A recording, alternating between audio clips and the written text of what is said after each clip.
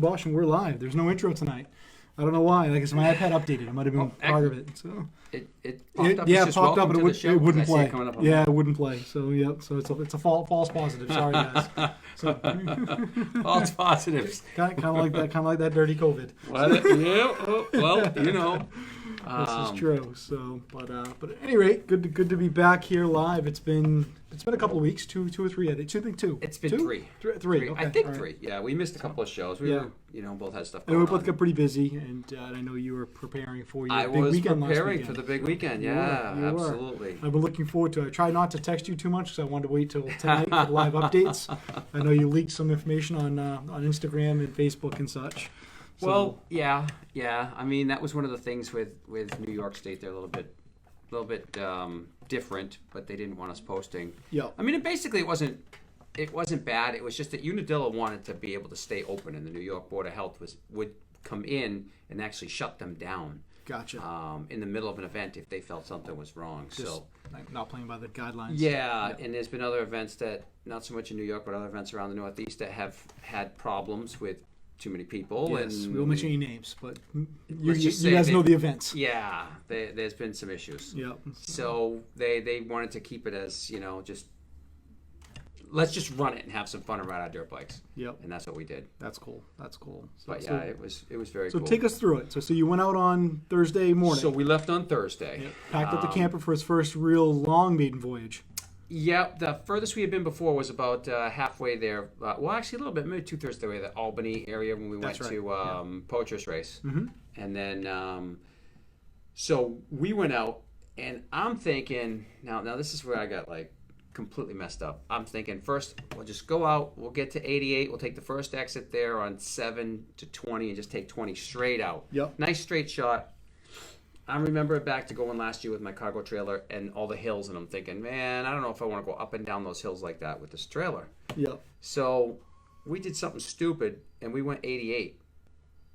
And from what I remember, 88 going to Binghamton and stuff like that, it was the concrete roads. You got the yeah. Oh yes. Yeah. Right. So the spacers. Yeah. The spacers, exactly. Well, then I started thinking the road got rough and it was asphalted over the concrete, I don't know, probably 15 years ago now, because think back, when was the last Binghamton? A while ago. Yeah, it had to be late 90s, right? When you put asphalt on concrete, it doesn't stick that well, and the roads start to shift and separate. Yeah. It was the most bumpy ride for 60 miles. Oh, it was terrible. Absolutely terrible. Absolutely asphalt, ridiculous. Concrete, potholes. Potholes, asphalt, you name it. Yep. You name it. And oh my God. We got off in Oneida. I don't know, I'm going to say it wrong. I always say Oneida, but I think it's Oneida. I think it is Oneida, New York. I think you're right. Yep. And took the back roads that it was telling us, came through a couple of villages and into New Berlin that way and over to the track. But we got in, and as they have a brand new entrance. It's about half a mile down Route 8 south from the track. Okay. They call it, I think it's S4 or something like that, the entrance. And you go in, and it's great. It's got a road, go through a field that we paid right there, and you kind of come in to the backside. You could take a right to go to U2. You take a left, you go up to the national track. You come out by the barn. Okay. As we're coming up the hill towards where the barn is, I hear my buddy Jeff Martell. Hold on, stop the show. Brad Moore says you just voided your warranty. Oh, okay.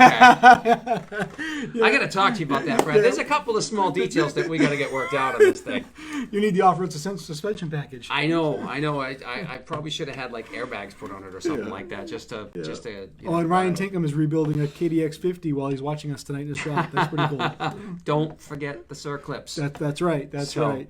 So anyway, as we're pulling up the hill towards the White Barn, the lower pits was the one that was right there on the left, and I hear my buddy Jeff Martell and some of the boys, John Dean, and some of the guys that came with him, yelling, "Captain!" Oh, jeez. Yeah. And I'm like, "Oh, boy, I've got the right place. Here I am. That's my crew." Because in the mount, pretty much now it's just I'm the captain. Everywhere I go, I'm the captain. I guess it's better than being called the old man, right? Well, yeah, that's true. But some of those guys are older than me, so it's. They can't really.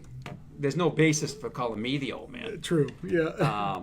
But anyway, we parked, and it had just stopped raining there. It absolutely poured, by the way, all the way through the Berkshires. All the way out. Until we got to Albany, it really rained. It was raining pretty hard. And then we started seeing some like lighter sky, and Jeff had called me and said that the rain Mr. just Jacobite broke. just jumped on. He said hello. Oh, hi, John. How are you? So we got there. We got set up. Everything was fine. I don't believe it rained anymore Thursday night. Mm-hmm. We hung out with those guys, had a couple beers. And, dude, I was so tired. I think all the nights, I was probably in bed by 9:15, 9:30 every night. Really? And I was just wiped out. Yeah. But well, show your arms to the people. I mean, you took a beating all weekend. Can you see it? Oh, yeah, you can see that on camera. Oh, yeah. It looks like a softball hit you in the arm. Oh, the other one looks about the same. Yeah. There's a couple people. It's like you went a couple rounds with Mike Tyson all weekend. You know what? I'll talk about that in a minute. But anyway. Nice shirt, by the way. Looks good on yes, camera. Brett Smith. We went fast. Yes. I bought it. He didn't give it to me. Yeah. But so it's not a sponsor. Don't like his page, like ours. He's got some great articles. He does. And he did mention that he's got other T-shirt ideas in the works. He might hit me up and let me know. Nice. But anyway, so Friday morning was the woods race in the morning, and then the grass track scrambles in the afternoon. A little bit overcast, wasn't too bad. Saturday was the day that everybody was worried about because it had like an 80% chance of forecast when Laura started coming through. Yep. 80% chance of rain, and Jeff decided to ride the woods race, which he's only ridden like one before. Yeah, I saw some of the video you posted with Jeff out there. Yeah. So he did the woods race, and just basically he said he had a blast, but it's not his thing. Woods at Unadilla are rocks and roots and mud and slippery and just gnarly, and if you don't love that stuff, it's definitely challenging. Kenny, I'm going to say his name wrong. Napolitano. He has the same bruises. He has matching tattoos as you. Yes.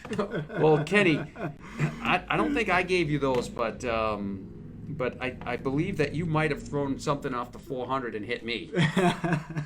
That's okay though. Joe Kulowitz, he has welts in the top of welts too, and he's riding a 500. I just posted that. He's riding a 500. So Audrey just joined. How'd your helmet hold up? My helmet was awesome. Your helmet was great. Week. Any podium speeches? Did you show off the helmet? There was no podiums. No podiums this weekend. So. I went to the window and got my plaque. Yeah, I was hoping you could have a Jack Emilio type speech. No. Thank the Honda rig for your KX. Thank Honda for my KX. Yes. So the woods race went well, and then the sun came out for the grass track in the afternoon, and it was. If you've never done an old school style scramble on a grass track, that was just so much fun. Yeah, I've only ridden the grass a handful of times. Eagle Bridge was a grass track. Rubber band start. I've done rubber band starts up in Maine. I did. I just did them as a young kid. Rubber band start. There was no. It was the grass. They had mowed the track out of the grass. There was a couple of like water bars down the side of the hill. This track was laid out where we all used to camp. Wow. And where all the mayhem happened from the hill. So that's where the people. Absolutely. That's where the track was laid out. You actually went up to the top, wound through some trees, and as you come down, you're going down this wide open straightaway through a couple of drops directly at the pond that so many of us, and I'm not going to say personally who, because might have been one of those people, tried to set on fire when we were younger, and maybe a drunken. Sounds like cow tipping at Eagle Bridge. We used to go out cow tipping at night, so which isn't really good when people have been drinking all afternoon after motos to go out. Yeah. Let's just say that Paul Goyette knows he might have gotten in the wrong, jumped over the wrong fence where there was a bull. He might have gotten chased around a little bit. I'll tell you though. I mean, out there though, you're going down this hill. Right at the bottom, you turn left. Literally at the edge of the pond, you turn left. So. Yeah. Think about the old bikes with the drum brakes that don't like to stop so easy. Yeah, it sounds like Walden. Walden, New York is at the pond. I saw many a bikes wind up in that Walden pond. Oh, yeah. The announcer even says, guys, just remember, if your brakes don't work, you're going in the pond. You're going in the pond. It's the catch pond for that reason. It's kind of like the 18-wheeler pull-offs on the downhills. It's the same thing. So. Yep. So in the grass races, I didn't ride the woods. I only rode the grass races, and I rode the 50-plus class in that. And they didn't really have a distinction. So Kenny Napolitano rode his, Kenny, help me out here. I'm going to say 81 Can-Am MX-6 400. And let me tell you what, that bike, anybody who got behind that bike as he went up one of the long hills got pounded and pelted with rocks and roost and dirt. And that bike just accelerated away from anybody. It was unbelievable to see. I chased him down and I couldn't get him. I actually came right up alongside of him in one corner, and I kind of positioned myself wrong, and I didn't want to crash into him or have any of those go down. Yeah, so, you're riding for fun at this point. yeah, I had to hit the brakes a little bit, and he had the momentum, so he had it. But Yeah. awesome, and he has a beautiful MX6 125. Nice. So he had that with him. He had Yep. his 89 KX250, which he's a great source of knowledge for me, for little tips and tricks with the getting these bikes going again. Yep. And I gotta thank Kenny for that. But what a day! What a day that was. The sun was out. It was beautiful. Yeah, you had good weather all 4 days, right? We didn't have rain, Okay. much rain all 4 days, but there was a lot of cloudiness off and on. That's fine, typical though. typical Unadilla weather, where the big clouds blow over. Yep. And you could see like the Upstate big, New York big weather. white puffy clouds. Yep. Right. Yep. They shower at any minute. Mm-hmm. So that was cool. We got done with that, and everybody kind of got hanging around and talking. And Pete Noneman. Hi, Pete. How are you? So he, I'm back at the trailer, and I'm showering because thank you, Brad Moore. I have all the conveniences home. They I still can worked shower. after that rough ride in? Everything was still together? Absolutely, it worked. Okay. All right. So no warranty anymore. Bradford Trailer and RV Sales. Go see Brad. Tell him it's Jim's fault. Yeah, I mean, this is your first trailer purchase. I've bought many trailers off of Brad. I've gotten a couple. I've had a couple of trailers, Yeah. but this is the first one I bought from Brad. Yeah. So anyway, I get out of the shower and I hear somebody talking outside, and when I go outside, it's Jim Meenan on a pit bike. Nice. He came Yelling over to at see us. you. He's talking to Marie outside. Yeah. I come out, he's like, Jimbo. Yeah. So I thought you were going to say JoJo. JoJo's I there know, he too. was there, yeah. So the guy that everybody in New England calls Jimbo calls me Jimbo. Yeah. But anyway, yeah, he's over and we're talking, and I mean, we all have a lot of long history together with Yep. racing and just having fun. But anyway, that night ended out. Like I said, I went to bed early. I was wiped out. Yep. Got up the next morning. That was a day that it was forecast for heavy showers from Yep. the remnants of Laura coming Yep. through, and they wanted to get the program done early. Practice was at 8:00 in the morning. They combined all the motos that they could, so they only had 9 motos on Saturday. They started motos right away. Yep. They gave us 4 laps in the first moto, 5 laps in the second because the program was running so fast. And no, the forecast, no delays, no injury delays, everything ran smooth, right? everything ran smooth. Nice. But if you kept looking at the radar as the storms approached, they dissipated or Around they you just guys. split and went around us. Wow. So It was you got lucky the entire day. Dude, it was Yeah. unreal. There was patches of blue sky here and there. Yep. We were done by 2:00 in the afternoon. So that's all great. the So you get motors to were enjoy done. the afternoon then. So We you're had relaxing. the whole afternoon. By that point, the Kaplans were there. Yep. They were parked down in the lower pit near us. We had a whole bunch of other friends that started showing up. And it was just, even though you technically didn't hang out in big groups and stuff, there was a lot of pit bikes going here and there. Jason Blount showed up with Okay. JoJo on Friday night. Yeah. Yeah, he showed up on Friday night. JoJo was in no mood to talk to anybody Friday night. No. He kind of was passed out. He's a little banged up, was he? He was ready on Saturday morning. He was Yeah. ready on Saturday morning. Last But no, it was just. time I actually saw JoJo was about a year ago. He spilled his beer on me at Marshfield. I remember. Yes. I remember. And he did tell me he felt bad. He did, yes, He did. yes. So, But anyway, we so- found it funny. It was a very amusing moment. He says, The guy that doesn't drink, I smell like smell like like a beer booze. house going home.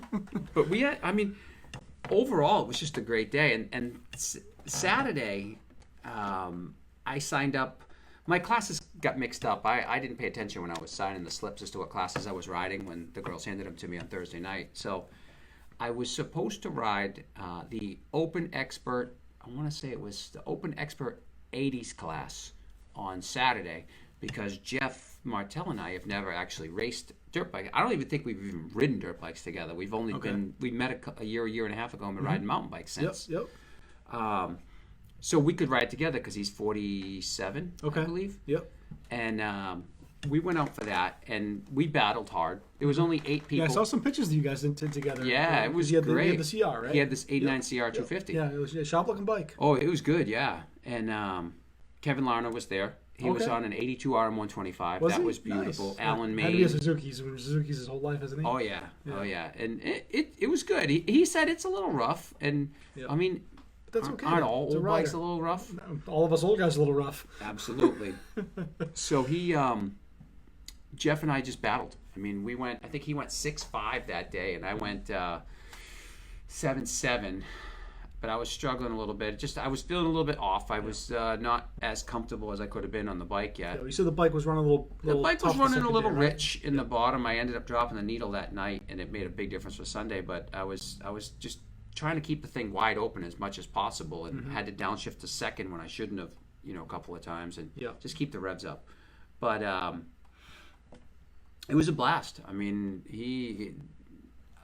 I got most of these bruises from him, Darren Cortico, and Alan Main. We were all dicing together, all bunch of New England guys, all together, hammering around on old motorcycles. That's awesome. And just blasting each other with rocks. Yeah.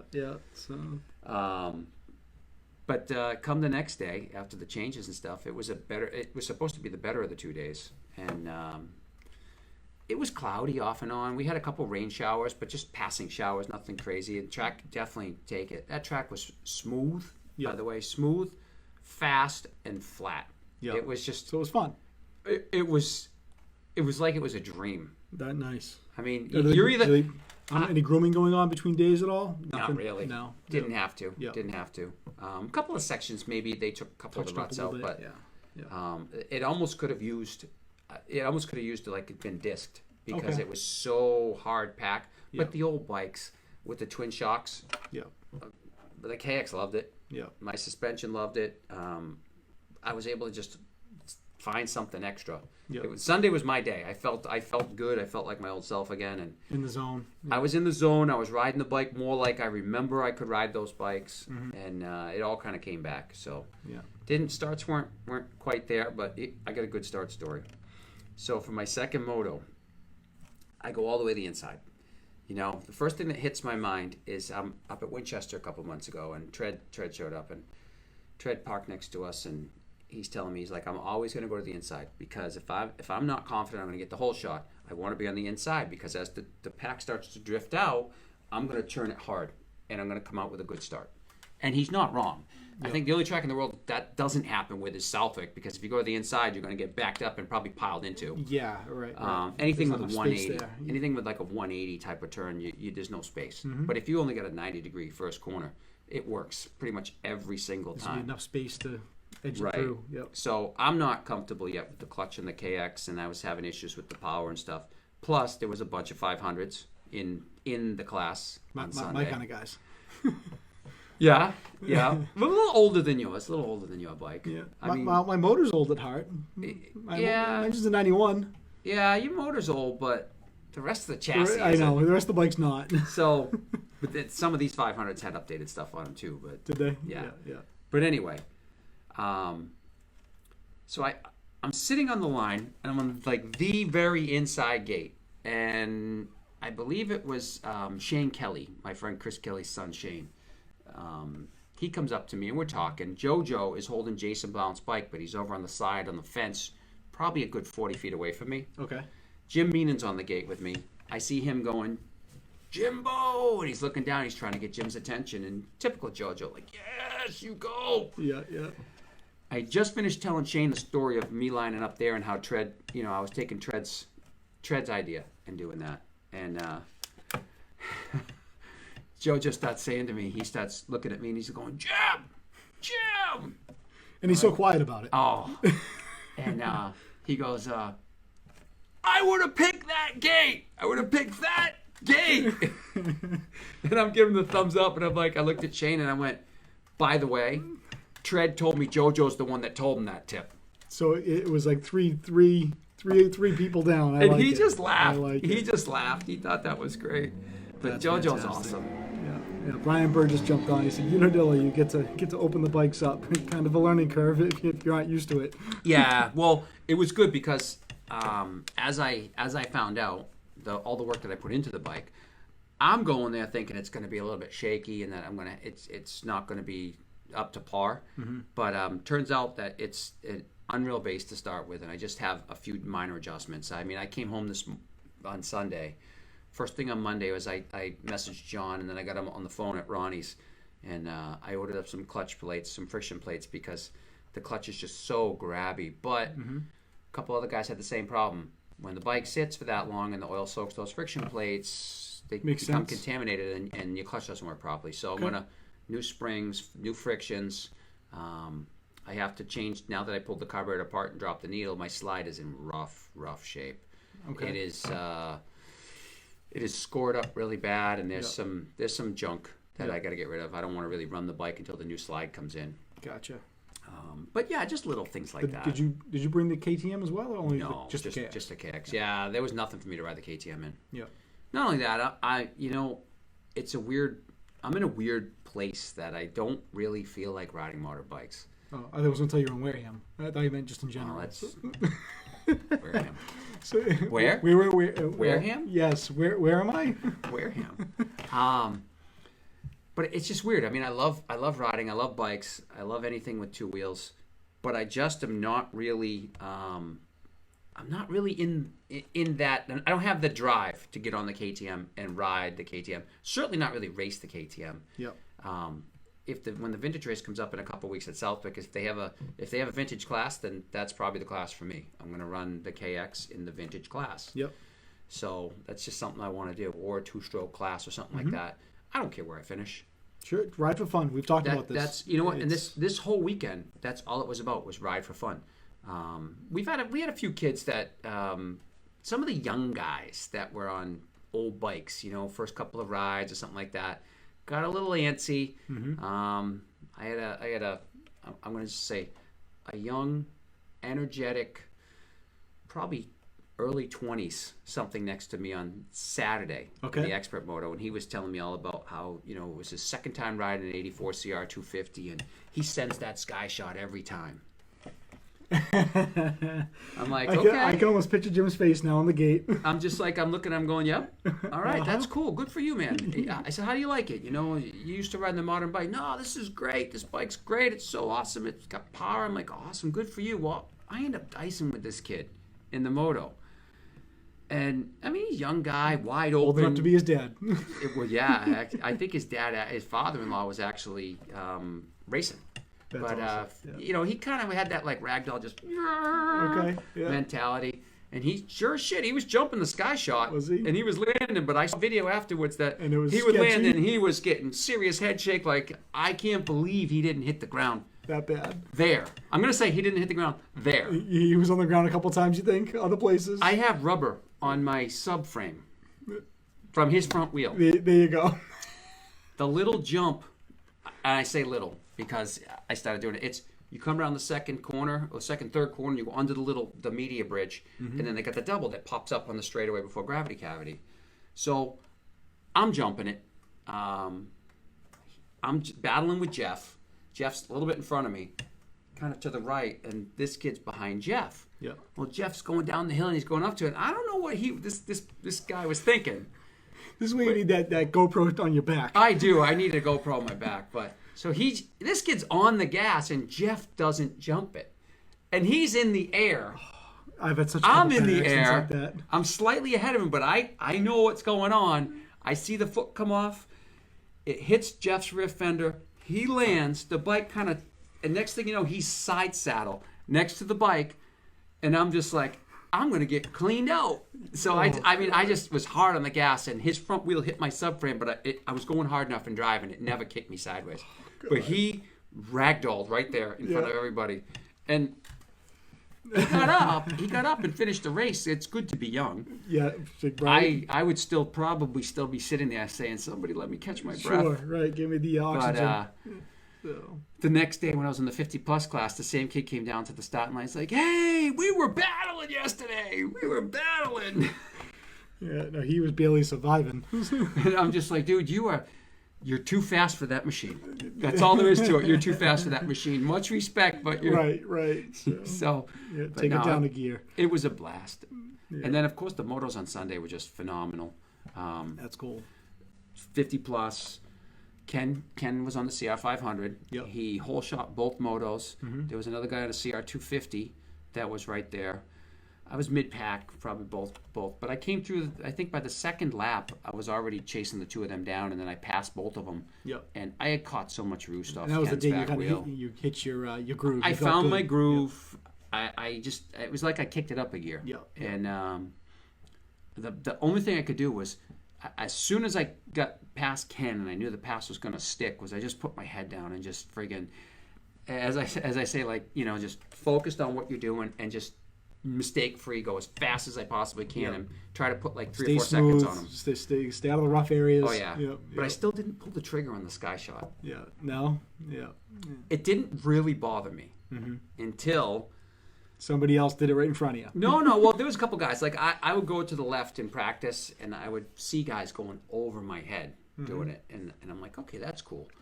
But I was doing the step up out back, which is basically my 250. It's fourth gear, wide open, pinned. You hit it, Yep. and you'll get up over the top, no problem.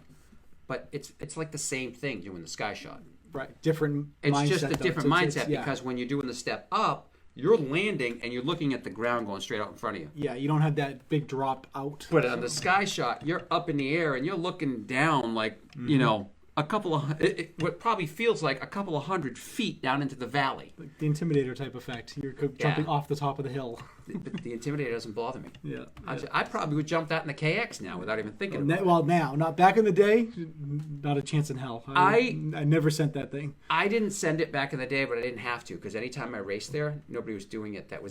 Steve Griff did it the day that I was racing him, but I was able to take his line away and just gap him so that he couldn't. Overjumped that one. I shouldn't say overjumped it. I came off it like I was going to try to do it, and I had no intention of doing it. Yeah. And I landed right in the middle. And I thought I was gonna blow both wheels out of my YZ250 then, and then I bounced it because off the next ledge, and it was like the double bang bang. I'm like, no, I'm gonna continue to roll these the rest of my MX career. I don't need to jump this. It was a big jump. It still is a big jump, even though it's a lot less intimidating. But it was all ledge. It was all. Yeah. You come up short, you're a ledge. I think my favorite part of the whole weekend. I mean, and granted, it's got to be like you got to kind of put it in perspective because everything about the weekend was just phenomenal. It was awesome being at Unadilla. I mean, that's my favorite track on earth. Probably my favorite place on earth, other than home. Yeah. Is Unadilla. Yeah. And so many friends, so many new friends, old friends. I got to see so many cool bikes, which I have to throw a shout out to Joe Kulowitz. His 89 KX500 is absolutely probably one of the most thought into it, the most detail oriented. I mean, this bike is pristine. Whose bike is this? Joe Kulowitz. Okay.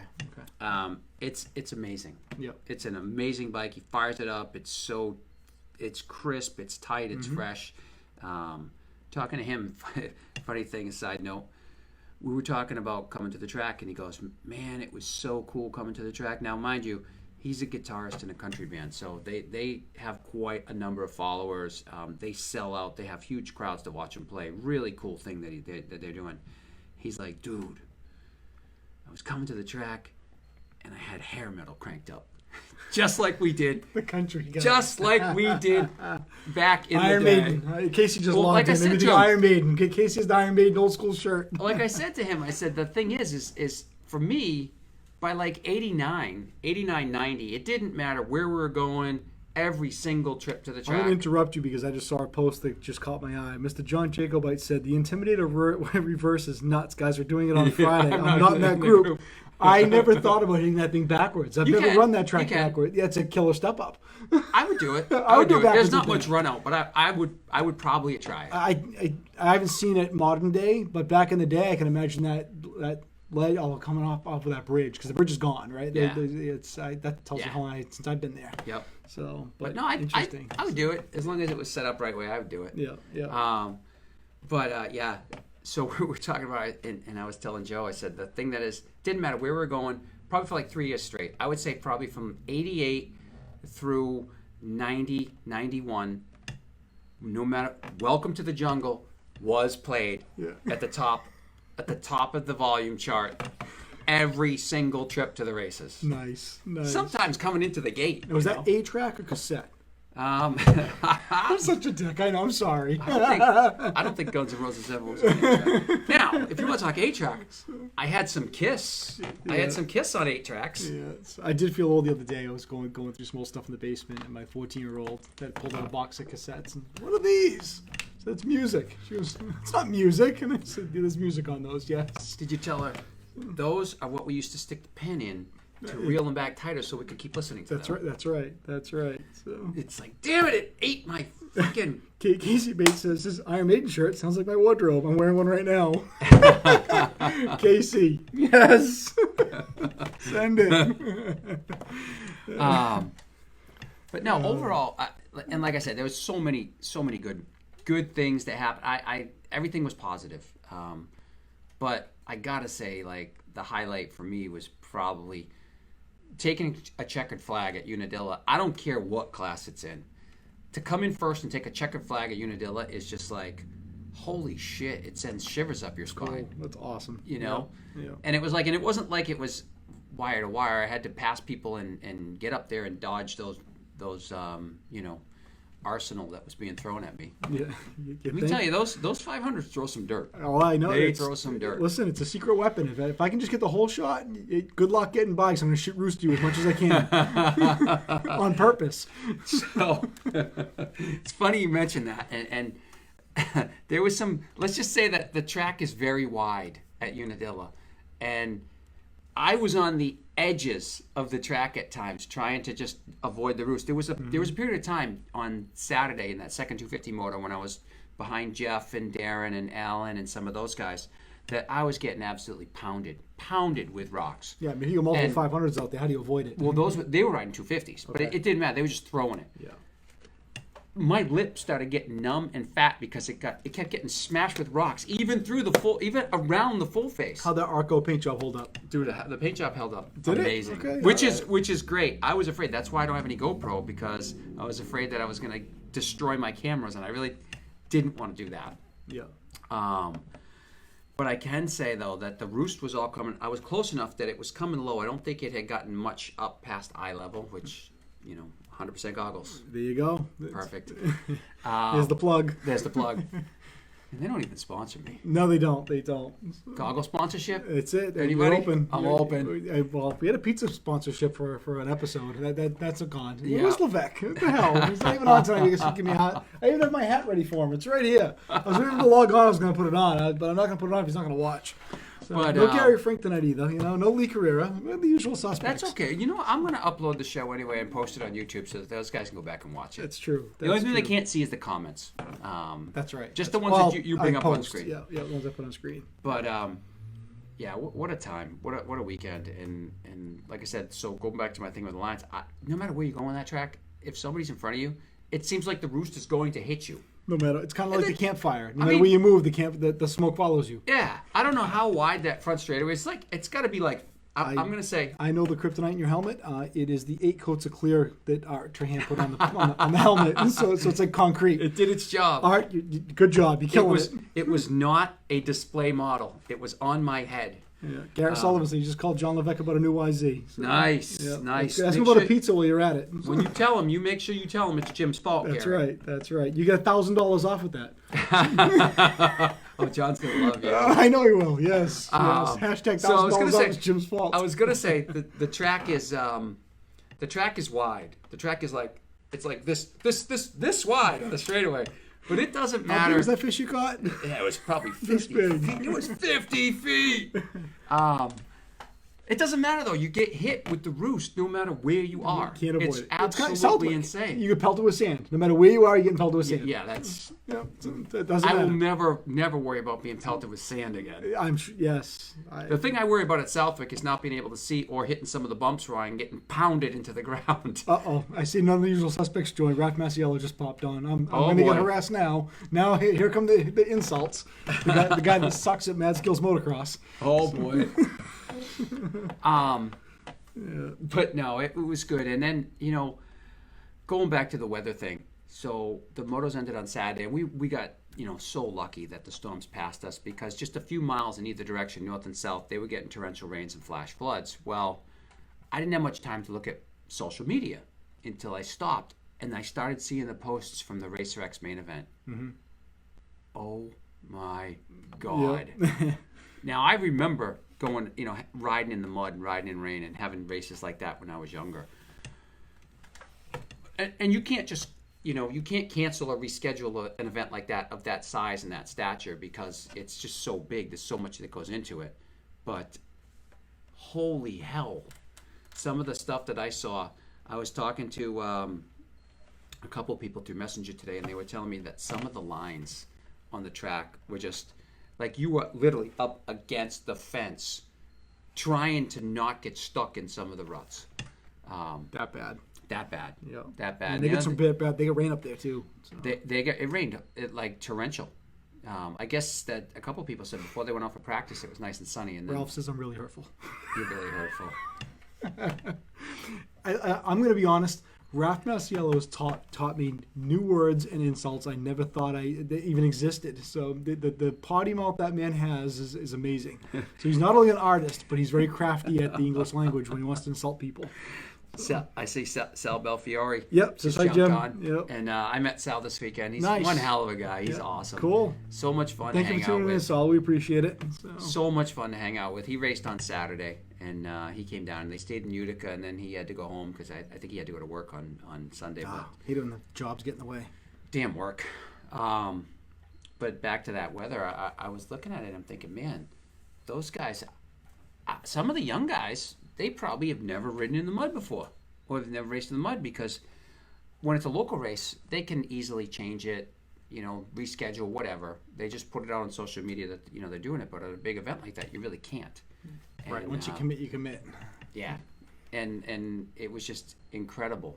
And ironically, so one of the things Jim Meenan wanted to come over, and he was coming over and talking to us anyway, he found a couple of old magazines. Old Motorsports and then an old MX Racing magazine. MX Racing was Pierre's magazine. Yeah, that's Motorsports right. I remember was that. Paul's. Yep. Yeah. Pierre, John Pierre. So Jim has a collection in his basement of magazines, memorabilia, you name it, he's got it. Jim Meenan has everything. Mm-hmm. And he says, I opened these magazines up and I had to give it to you because this one has Marie's dad in it when he was a ref and a rider rep and an interview with him.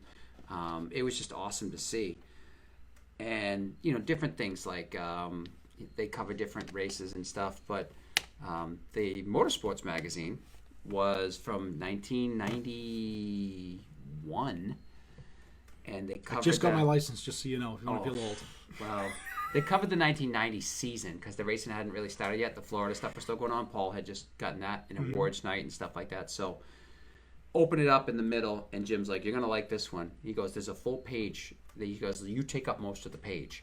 And it's a picture, so that Paul said I roosted to my best finishes yet, 2 top 5s on my Midtown KX, which was really cool. And then they showed all the awards nights, and it's like, oh my God, look at me in that picture, getting, we're at the top 10s, and what the hell were we wearing? The parachute pants? Absolutely. You were in style. In that same magazine, they also covered the infamous Hangtown Mud Race with John and Doug, and they were interviewing John about it. Wouldn't you know, that's when, like, the next day I'm looking on social media, or I'm looking at social media all day, the same day, it was Saturday, and that's when, Racer X main event was mud. Mm-hmm. It was just, wow, this is crazy. And I'm looking at the pictures from Hangtown. I'm going back, I'm looking at my social media feed, and I'm like, ooh. That's funny. That is too funny. But in that magazine was the story with John Dowd. That's cool. That video is on YouTube somewhere. I've seen it before. It is. Because they cut the track. I mean, there was one spot, it looked like a river coming. Absolutely, and they had to go across it. Yes. That was the interview where the first time that he came out and said, I spent all of my money to get to California. I had nothing in my pockets left. And when they were talking about not racing, he's like, no, I want to race. Yeah, I need to make some money so I can go to the next round. Right. And then he ended up winning. And that was what, single moto format, right? It was. They cut that one down. I think they cut it down like a 20-minute moto for a single moto format. But he went through the whole thing of how he ended up winning the race. Yeah, when we talked to Doug last year, we were on the show. Yep, Doug he went over talked the whole about thing. his. Yeah, and then he talked to him on the way back. We got stuck in the snowstorm and stayed at some random dude's house. And he says, "I just won the national." No, you didn't. He pulls the trophy out of the back of the van. Yeah, I did. He says, "I wish I knew the guy." He goes, "Because I repaid the favor and let me stay crash on his couch." What a cool story, though. Oh yeah. So I messaged Tyler McAdams. We were talking a little bit about the mud races, and I sent him a couple pictures from like 1988 at Loudon, and just torrential. We're in trash bags. You should send us some of the we went fast. We went fast. Brett? Right. Yeah, Brett. Yeah. Brett's got mud pictures. Yeah. So. No, Brett does stuff on the national scale. He's got a lot of. It's cool. It's very cool. You're on the national scale. You got points. You're in the big book. I got 2. You're in the big book. But that's for racing. So Brett's. You can't compete at Loretta's. I still can. Well, I can. Yes. I just can't do the 45 class. That's right. Which I am now eligible. Class. You can do that. So if I could just get my training up, and I've got the weapon. Think about it this way. I've got the garage weapon. The only problem is though. Think about it this way: the 45 class at Loretta's. Todd went down there thinking that was going to be his class. I know, right. And he had a problem in first moto, but he could have won that overall in that class. Red Masiello says Dave Dale, not the talent on the show. Thank God Jim's there to save us from the boredom. I give some choice words, but there's 35 other people on right now. I don't want to hurt anyone's feelings. So, Ralph, I love you, buddy. Oh God. Oh, but yeah, the mud was just, it was crazy. It was crazy, and I gotta feel.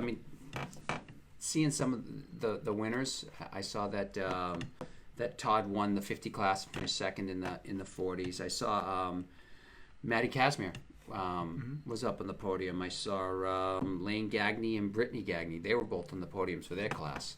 There was so many guys up there. Chris Canning, it looked like, won the 450s, and then he blew up his 250. But they said Sunday was a much better day, and from what I saw, the video that Tyler sent me, a couple clips from Sunday, it actually looked like the stewards really did what they could and cleaned it up. And Ralph just said, what about the video on the 250A 207 main event? I didn't catch that video. So I missed that one. That was the first thing that I saw. Yep. Was the first corner of the 450A main event. And if you ever saw, you could have literally, looks like it was a start of a jet ski race. Because there was cameras, whoever was recording was inside of like an easy up, must have been on the other side, on the opposite side of the first turn. Yeah. And all the bikes come blasting down to the first corner. And then it was just a wall of mud and water. There was just, it was like a wave. It was a wave. It was, I'm glad that. I can watch it. Yeah, it was insane. And those are the races that Ralph would back me up on this. Digger wouldn't even take the bike out of his truck. That'd stay in the trailer. That bike would knock him out of the trailer. It's funny you say that, because when we were getting the forecast for Unadilla on Saturday, and they said 80% chance of rain, some of it could be torrential. We had made the call and said, listen, we're gonna see what it's like in the morning and check out the radar and stuff. And if it looks like there's going to be a storm that comes through like that, no, you trash your I'm not going to do it. I put too much work into the bike and too much money into the bike. It's a fun event. It's nothing serious for me for points or anything like that. I'm not taking it out. And there was a general consensus is most guys with the older bikes I don't want to take that bike out and destroy it. Nope, it's if I'm going to destroy it, it's going to be on dry hard pack track, and I'm going to be running that sucker wide open. There you go. Right, with a smile on your face, not being miserable in the mud. Yeah, absolutely. Yeah. And there was enough beer there so that if it was pouring, we know what you have a camper everybody was going to be getting drunk. That's right. We just pushed it off a few hours because we actually had to race. That's right. I see. Back in the NMX days, the guys would drink regardless. It didn't matter. Yeah, so that's cool. But yeah, I saw a few things going on. There's some races going on. Southwick's running the NESC race this weekend because something happened up at Heeman's. Mm-hmm. I don't know the details, so I won't go into why. I've heard rumors, but it's only speculation, so I won't talk about it. Yep. Other than the fact that Southwick has now taken the race. They're going to run only Sunday. It's not a 2-day. It's just a single day event. It's just a weird year. It's just a Like very Ralph weird says, year. and then the 4 to 5 hours to clean your bike afterwards. Yeah, all of that, and then we have to replace chain and sprockets and. Brake pads. There was a couple. Nick Nick Trudeau, MX New England, snapped a picture and posted it to Instagram of his rear brakes, and he goes, "Where did my brake pads go?" And it was like literally, it was just the backings and the shims that were left in his rear. The amount of damage you'll do in a mud race just isn't worth it. It's just not. Yeah. Speaking of mud and water, it was interesting talking to a lot of the guys with the older bikes and the drum brakes, and they said, we're not going to ride in the wet because literally one hint of moisture, I have no brakes. That's right. Exactly. And I started laughing. I'm like, when we were younger, you got the pond. You got the pond. Yeah, but that was across the street because we rode the national track on Saturday. But when we were younger, it didn't matter. I mean, you just went out. You didn't know any better. You just went out and rode. We were like that kid. It's just like we just ride, feet hanging off the back of the bike, wide open. 16 out of care in the world. Just hammer it. Yep. Yeah, so that's fun. Yeah, Casey said the weight of the old 4-strokes wasn't a big issue because nobody was really jumping. Oh. Hey, Ralph, remember the Derby mud race? Yes, I do remember the Derby mud race. We had some fun mud events back in the day. So, yeah. We, back in my day, everybody talks about Charlemont, the now infamous Charlemont mud race. And it was 1985. It was one of those days that it was just loamy, tacky stuff. And then, ruts 3 foot deep. Some of them 80s were swallowed up completely. Yeah. I can remember a friend of mine standing. He was riding his 80 and he couldn't get his bike out. And he was stuck up to his waist in the middle of the rut. Clovis had to walk over and kind of pluck him out. Oh, Clovis. Yeah, I think one of the funniest mud races, that Ralph will remember this one, I know Casey will too, was Eagle Bridge. They had the 2 tracks. Yep. And we showed up on a Friday. We always got there early because we just set up for registration and run on the event. And it poured like between 3 and 5 for like 2 hours. So 2 inches of rain. Problem was, coming into the track, it was all grass and it was a slight off camber. Oh. We saw more rigs jackknife, Barry Stacy jackknife, Dave O'Neill jackknifed. Did some heavy damage on equipment, and we felt terrible. They had to get the bulldozer out, pulling people out. They were sliding almost into the track. It was that bad. Wow, that's crazy. It felt bad. And honestly, there was nothing you could do. We sat there in lawn chairs and just watched the show. It was terrible. So, yeah. Yeah, some of the mud is just Middleborough. I can remember racing in Middleborough in the mud, and the thing that was dangerous about that was because they always had the square edge whoops. Yes. That you'd be blasting down the straightaway, and all of a sudden it would just suck your front wheel up, and you'd be 30 feet down the track, cartwheeling and not knowing what the hell happened. Yep. But yeah, it was so much fun back then. That's what Ralph just said. Oh my God, the motorhomes. That's right. I forgot. And on the second day, because we always did 2-day races out there. Yep. The other track was up on top of a hill. And I remember the McKenzies, Paul McKenzie, Nancy McKenzie. You might not know them, you might know the name a little bit, but their son Travis raced for quite a few years. Nima, then came over to I remember the name. He had a beautiful, brand new. I want to say it was an Aladdin motorhome. Like $100,000 rig, and we're going to leave, and it was sheer mud all the way down to the exit, and it was a probably a 25% grade. Oh yeah. From the top down to the road, and everyone walked down with rigs. They were like, "I'm not going down." Paul's like, "I'm leaving." He's like, and we're like, "Oh my God!" And he did. He sent it down the hill, and he was slipping and sliding. He hit the pavement. He cut the wheel, and he was gone. And after that, everyone's like, "All right, I guess we're gonna leave." So,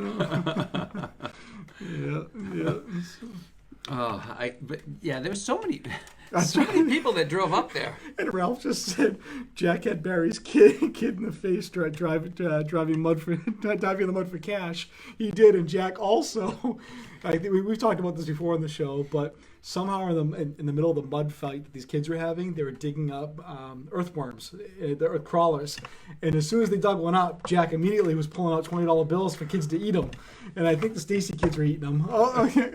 Barry was pissed, but Jack had like a roll full of $100 bills. Barry probably made cash for those kids eating worms. Oh my God. The Suzuki contingency. Most people be like, "Oh, that's gross." Jack's going, "I've got 20s. Who wants to eat worms?" Speaking of Jack, in the middle of the mud fest, he comes on and posts on Facebook and said, "Hey, is it raining in Maine?" Oh, of course he did. Classic Jack. Yeah. Insult to injury. Oh yeah, throwing some shade. I like it. Typical Jack. It was cool though. People came from all over. Yeah. All over. I saw one of the guys that follow. We talked to him, follow message back and forth. Jim McElvain from New Jersey. He took the trip all the way up and raced in the mud. He says it was a long day Sunday between the motos and then driving back home. He's just putting giant night crawlers. Ralph, yes, eating worms. Yeah, that happened. I mean, you know what's great is that I'm not just slinging like a story. Like that happened. That really happened. Absolutely. Yeah. We could take the number one black down now. It's still a cool black. I like it. Oh, I like it. I would think for the money you paid, though, it'd be a little, maybe out of wood, a little more heavy duty, but that's okay. Yeah, you know what? I don't mind because in reality, I got boxes of trophies. True, I got plaques. I got medals. I got all kinds. Most of my trophies do. are all gone. I peel the placards off. Yeah, and then you donate them. Yeah. But like I said, out of all the ones that I got, this one's going up somewhere. Probably this one might hang up in the trailer because this one's a little bit special to me. I know I posted about it the other day, but Ralph Point, don't forget, same race. That was the one where Dan Floyd crashed the uphill triple and destroyed his brand new custom painted helmet. And I think that was an Artco helmet. I believe brand new, had like half a lap. You know, it's funny. I meant to. You just reminded me of a point. The helmet held up fine.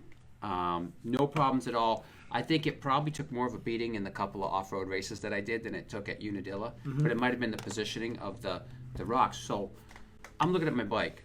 My KX has all new plastics on the whole bike. New plastics on the bike other than the tank. Looks very sharp. Even the pipe looks good. Yep. The pipe didn't really get too many dings or dents in it. Yep. But let me tell you, that front fender and front number plate, holy cow. All divoted up. I cleaned the whole bike up, and it looks like it almost looks like the areas that got blasted with rocks look like that grip tape or something. That the way the plastic's so pitted and beat up. Gotcha. And I started thinking about it, and I'm like, that's the reason why the factory guys throw new plastics on everything. Sure. Yeah, there you go. Right, one moto, it's destroyed. You can't make it look good after stuff. I mean, you can make it look good. But I do remember dumpster diving at Southwick right after a national. You get so much good stuff out of the rubbish barrels. So, air filters. I remember. Air filters, fenders, seats. Yep. So it's crazy. It's crazy. I pulled some good stuff out of the dumpster there. Yeah, it's fun. I mean, I just had a blast. Like I said, I have no desire to ride my modern bike really at the moment. I also have your modern MX bike, your modern mountain MX. Bikes. You're addicted to. I was just going there and saying that's the reason why I'm not. I don't have the desire to ride my KTM at the moment because we're going. Just mentioned Charlemont. That's Thunder Mountain Bike Park now, Berkshire East Ski Mountain. Yeah, we're going to be there on Sunday. I got a new ride to break in. There you go. Oops, I did it again. Yeah, did you have him John? What's that? No, not this is. He doesn't really have the downhills. Okay. He's got the specialized e-bikes, which we will be up to see John hopefully soon when Marie pulls the trigger on what she wants because she's getting one of the specialized e-bikes to ride with us in the woods. But she rides her trek on the downhills and does all the nice beginner trails, and she's loving it, just learning. Yep. But I pulled the trigger on a brand new YT2S. And that thing is just badass. That's cool. Well, it's got some great. You're gonna have to have at least one more ride day in you, because like I said, we might get some of the guys together. Maybe ride the next 20. Yeah, we'll do that. We'll do that. If we do, I'm gonna ride. I'm riding the KX. Matter of fact, I talked to Dan. Dan and I messaged last night. I said I want to ride the KX. Yeah, that's cool. So, Garrett Sullivan, where's the ride Thursday night? Thursday night's mountain bike ride, Adams Farm, Walpole, 5:00. We're gonna be in the parking lot. It might be 5:10 before we hit the woods. 5:15. That's usually the plan. Bring lights if you're riding and you want to go. It's that time of the year now. You don't have to because we'll position people in between people that have lights, but I'm going to have mine with me just in case. I want to know if you're going to ride the vet day at the Wick. I am going to ride the vet day at the Wick. Depending on the class structure, that might be the next time I ride the KTM. Okay. I would. That's what, 3 weeks out? Third week in September? That's September 19th. It's a Saturday. Yep. Okay. All right. 18th, Friday the 18th is a practice day. Saturday the 19th is the vet race, and Sunday the 20th is an NESC event. Cool. But nice. I will be there. We don't know what class yet. Mr. Bates just said, he said, how many miles a month you guys doing on mountain bikes? He says, I'm averaging about 439 in August. I'm basically unemployed because he's not flying right now. He's been an animal, right? You're a beast, dude. You're a beast. Yeah. He's down quite a few pounds, too. I think he's down like 40 or 50 pounds. And he's still a big dude. I don't know where it's...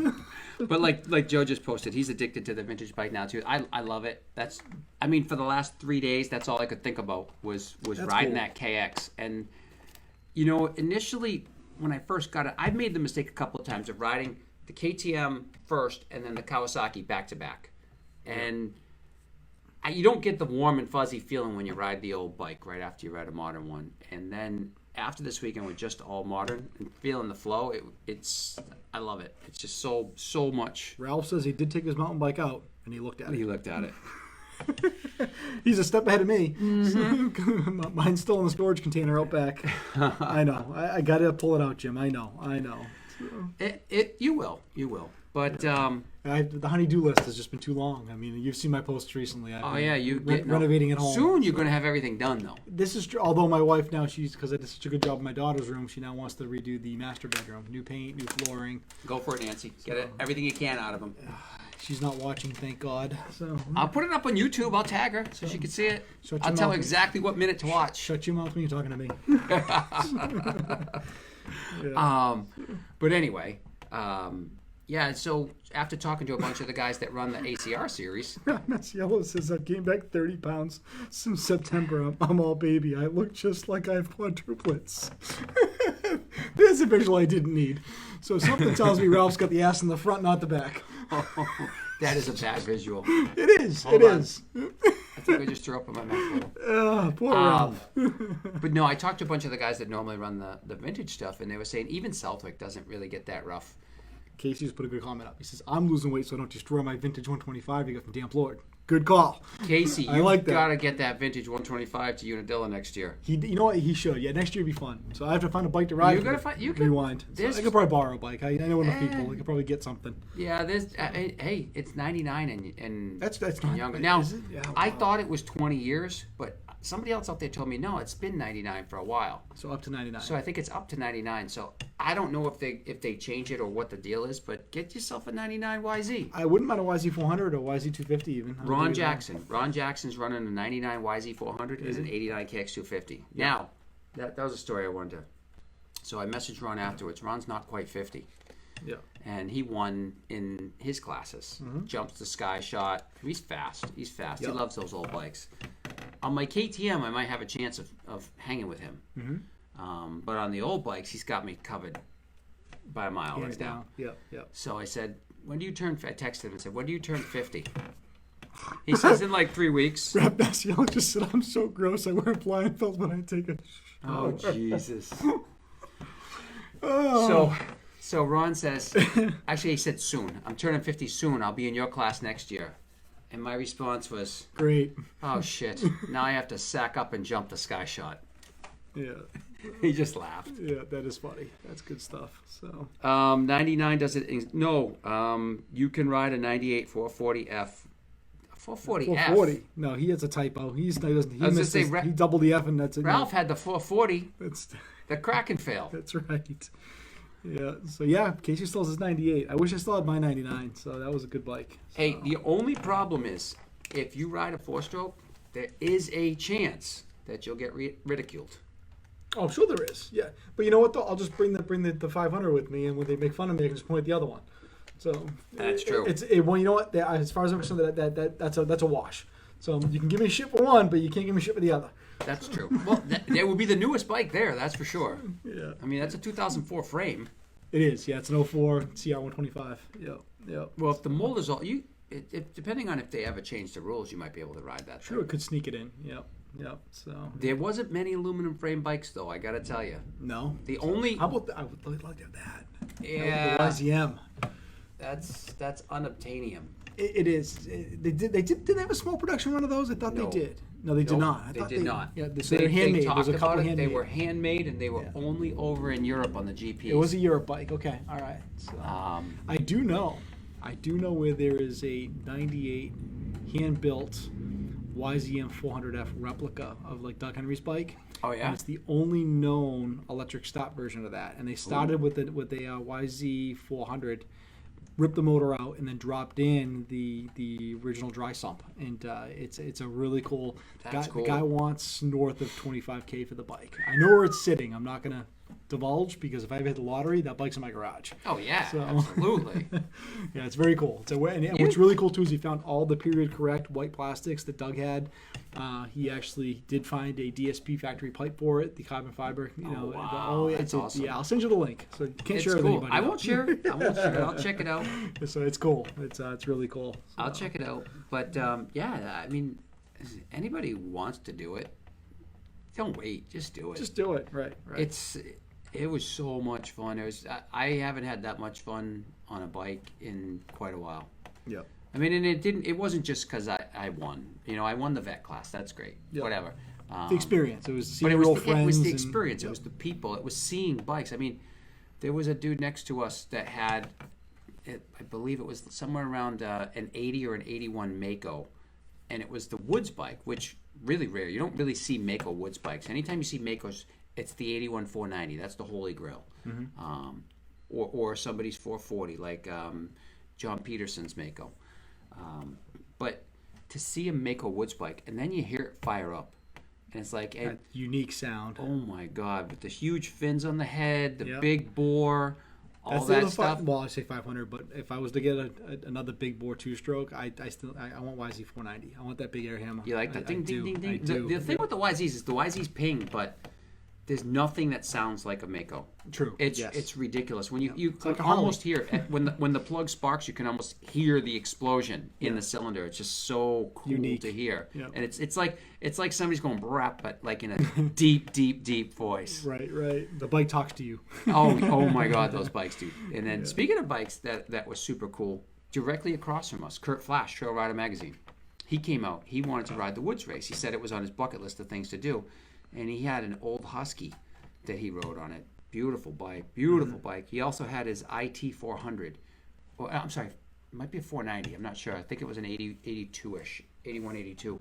But the bikes, he's got some crazy cool bikes. Mm-hmm. He just did a 94 KX 250, but top to bottom. He said it was the Roach Resurrection, I think he called it. Nice. And he finished it up in time, put Bo Vines on it at a J Day, and Bo went out and whole shot the pro class on the 94. Of course. That's cool. Well, that reminds me of the Loretta story. The kid that had the borrowed CR 250, right? Yeah. He qualified and his bike grenaded like 2 days before, the night before, couldn't get parts. Yep. And somebody lent him the bike and went out and just like crushed it in Loretta's. Oh yeah. So, Yep. Yep. No, that's cool. I mean, and seeing that stuff, seeing like the whole bike scene that's there with the vintage bikes, some super cool older bikes, CZs. There was a couple of CZs. I ran into Pete Noneman, Legends and Heroes. Yep. He had a couple of his bikes out there. It was just so awesome to see all the old equipment and just be a part of it. Just take it all in, Yeah, it's really cool. And I think technology and the social media has really driven this vintage bike restoration fad, I guess you want to call it. So it's really cool. I mean, I remember seeing nearly these type of vintage bikes back in the day, and now it seems like guys that are over 35 years old, they've got some sort of vintage bike thing going on. It's pretty cool. You almost have to. Yeah. You almost have to. If you love motorcycles, because anybody over 35. Jerry Robin, 85K CR250. That was the guy. By Joe just put it up. Joe. Yep. And he did say that the this past weekend's race is the best race of the year. So the Unadilla. Absolutely. Rewind. Yep. Next year I'll have to go out. I'll definitely get out. It's amazing. I mean, if it's the full rewind, it gets crowded and it's packed. And they say that the place is packed. This year was a little bit different because of everything. We're just ready to wind down, and Kurt Corson joins. He must have just finished dinner on the West Coast because I know he's out in Oregon. It's 9 o'clock now, huh? So 6 yeah, o'clock? it's already 9. Yeah, it's 6 out that way. Yep. So yeah, we've still got 22 people on. So, but we've already been going on for an hour here. So, yeah, with no phone guest. It was a great weekend. No phone guest. I know. Yeah. I mean, it's tough. It's tough to get people lined up. Everybody does different things on Tuesdays, and this is true. Although with the days getting shorter, it'll be a little easier, I think, come the fall. So come the fall when times a little bit, like you said, it's darker out. Not too many people doing stuff. Only crazy people like us riding mountain bikes. Yeah, and I can't wait for us to get back to a normal race schedule because it's been so hard to. I mean, it's been so hit or miss with things to discuss. This is probably the first week we've had generally like a real good content because you got to race. I got to race. Well, I mean, we had Ironman this weekend too, but I'm almost ashamed to say I don't even know who won because I didn't watch it. Yeah, really. I haven't been tuning in a couple of weeks. I told you, I said I've been so focused on other projects at home. So it's not on my radar. So, I've seen a couple I've of only highlights. got to beat on an RM250 twice. That's it. I've only been on that thing twice. So it's pretty Get it sad. going, man. I know. My brother's taken it out a couple times. What's he burning that thing? What was he burning for gas? 110, I think. He's got the Castrol 927 in it. Nice. So, yeah. So Gary did a great job. Things in great shape. So it was like a factory bike. So yeah. So Ralph just said anybody riding 101 on Labor Day. I don't know. I have at least 2 laps in me. 2 laps. I am about 1.5 more than I've got. I'm good at about 4 turns. We're riding some downhill mountain bikes over at Thunder. So this weekend's out for motocross. I need a break after last weekend. I'm motocross. A little tired. Well, you need to heal up. Yeah. Yeah. There you go. Yeah, some black and blues. So Mr. Langella just dropped down. Rick did. So I just talked to Rick, as a matter of fact. He wants me to put a Tesla screen in his Tundra. You saw my new upgrade I just did. So yes, that screen is nice. So, yep, that, and I got the Ultra 49-inch, which I go with the racing simulator, too, the 49-inch The wide 49-inch screen. I got wide? 2 of them. Yeah, So- I did see your picture of that. Yeah, it's actually kind of funny. I got both for free. The That's Samsung cool. was sent to me from a Samsung rep trying to get me to buy their product, and then my Dell rep sent me one, also wants me to buy them from Dell. So, Yeah, if and both only- freebies. So, If only I had like a whole office set up. Yeah. One of those would be badass. yeah, so my wife was not happy when I took the one out of the box at home and I put it on the desk. She's like, that just looks atrocious. I'm like, that's just not from a non-techie. I'm like, you don't understand. You don't get it. But you have to be sitting here using it, and then we see everything in front of you. Yes, and I know you're not a big gamer, and I am a gamer, and I like to play a lot of the motocross simulator games. And it's kind of funny because playing the motocross sim, it's a curved screen, and what this now gives you is like a 3.5D effect. I guess is the best way to describe it. Some people don't do well with VR. I do okay with it, but I don't like wearing the goggles for a long period of time because my face gets sweaty and it gets a little uncomfortable. This now, as you're on the first person view, your sides where the peripheral is, you get that blur type vision, and as you slow down like the turns, you can now see the people on your left and the right, which previously you couldn't see that. It's almost like triple monitors, but just one flat curved monitor. That's cool. Yeah, and the prices are coming down. I mean, those monitors are about $1,000 a piece now. I mean, you think about it. That's what would it pretty cost you for 3 monitors? Probably about $1,000. $1,000. Right. So it's That's pretty cool. It's cool. They're wide. Yeah, they are. That's a 49-inch over there. The QLED, the Samsung, and then I've got the 49-inch Dell at home. That'd be great for games. Hey, speaking of games, I was a couple of sections I'm at Dilla this weekend. I'm going around the track, and now I remember what it was like riding in 1990 there. But all of a sudden, I've been there so many times to the Nationals. But once you get on the track, everything's different. Yeah. And I'm like, this feels so familiar. You know, how can it be 30 years in between me being on this track, but yet it be that familiar? Right. And I'm like, oh, you knucklehead. Unadilla and MX versus ATV. Yep, there you go. Because you you had that track out. That's right. I was It riding is kind that of track amazing. a Yeah. lot We over talked the winter. We talked about it, and then I built a few of the simulators for guys that are race car guys to learn tracks. Mm-hmm. So let's And see. then I gave up on. Mr. Masiello says he still has my daughter's books, the famous Ralph Masiello signed books. Thank you, Ralph. I do appreciate that. My daughter's looking forward to them.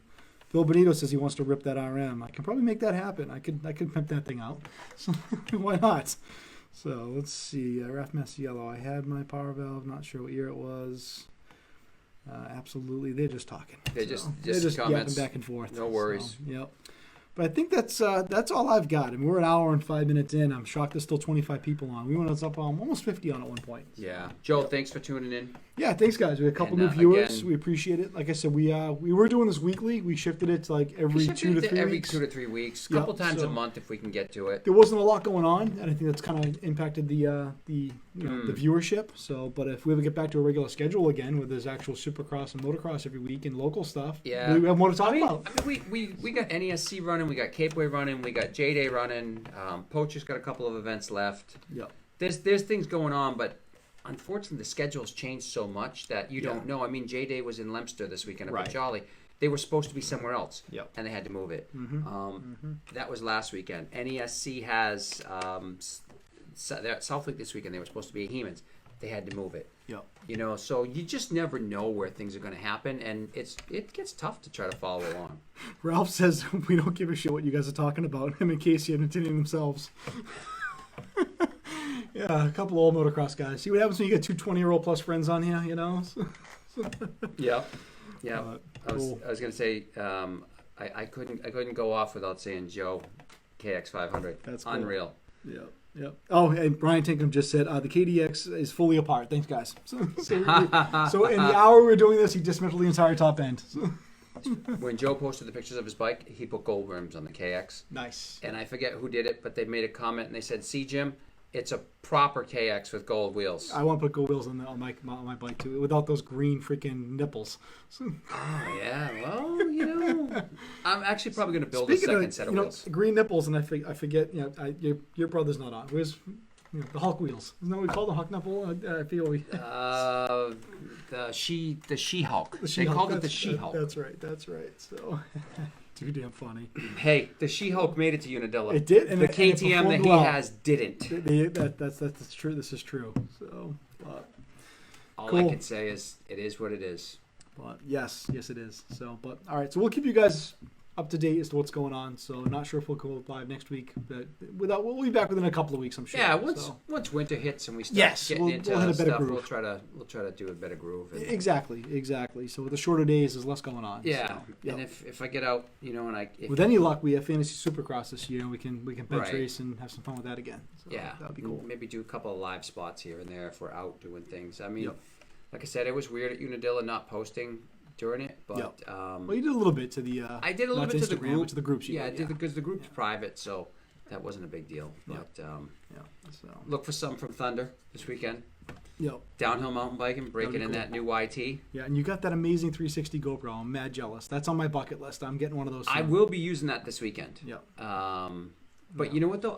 The 360 is great. It gets some footage, but I really like the hero setting in it. Do you? Okay. It's got ultra. I want to see the ultra software. I stable. want to see the stitched together software because the stuff you've put up has been really cool. Like I love, you know what I love the best is the corner views. When you come into a corner, Yeah, and that it's almost like you're 360 spinning the and you- camera. and you get that 270 pan. It's just such a cool view. Like it's kind of like Josh's view from the drone. Yep. But first person. Yep. Because you're right in front of you. It's with you. When I did it at Right. Epping, there was a couple things. They had that one, the big 100 and I think it's a 110 tabletop. Mm-hmm. So I would have the camera pan forward as I'm taking off, and you're in the air long enough that I spun the view around so that by the time I'm landing, it's looking almost backwards That's neat. That's cool. as you're going over the tabletop. Yeah, yeah. And then when you land, you take a 180 because the camera's pointing that way.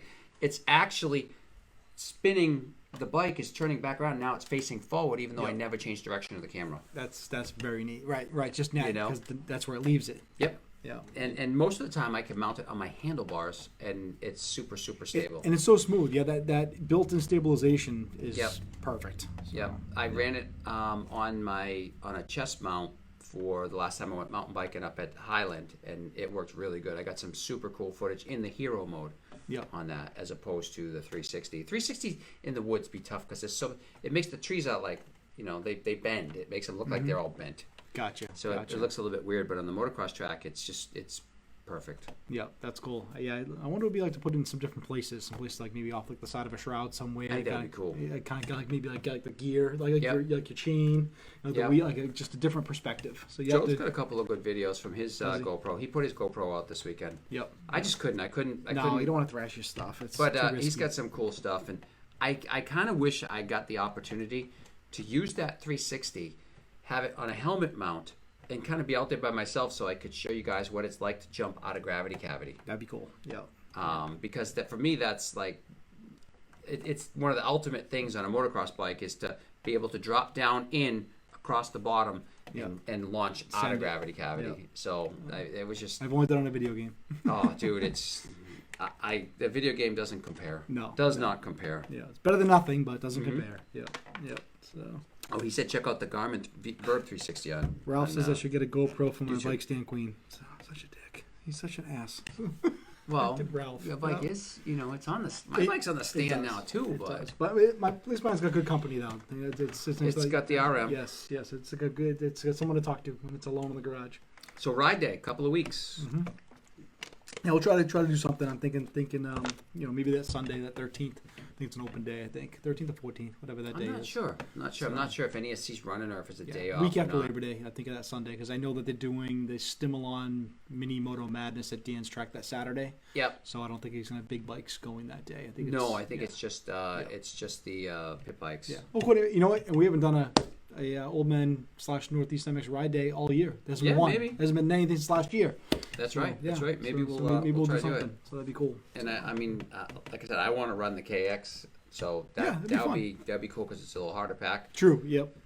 I definitely want to get down to Wareham on it Bring again. the KTM. I'll ride that. So the Old Man, it's electric start. It's Electric easier on start. us. That's right. I know. So yes, and I'll put the 500 on the stand. So, for anyone that wants to come by and try to start it, if they can start it, they can ride it. If I still have the KTM, You'll still have it. It's I not going. may. I don't Listen, think so. I gotta pay for a mountain bike. All right. Well, tell Hank to bring his. I'll ride his. He wants to ride He'll the bring 500 anyway. Oh yeah, there you go. So cool. All right. Well, I got nothing else. I'm gonna hit this off button here. So you have anything else Perfect. to add? I got nothing else other than keep the wheels That's it. underneath you. 2-wheel love. So, Yeah. All right. We appreciate you guys tuning in. It's been a good show. Yeah. We've had about 35, 40 on us the whole time. We're down to 17 now. So people are going to bed. It's past their bedtime. It's past my bedtime. So, all right, guys. We'll see you in a couple of weeks. See ya.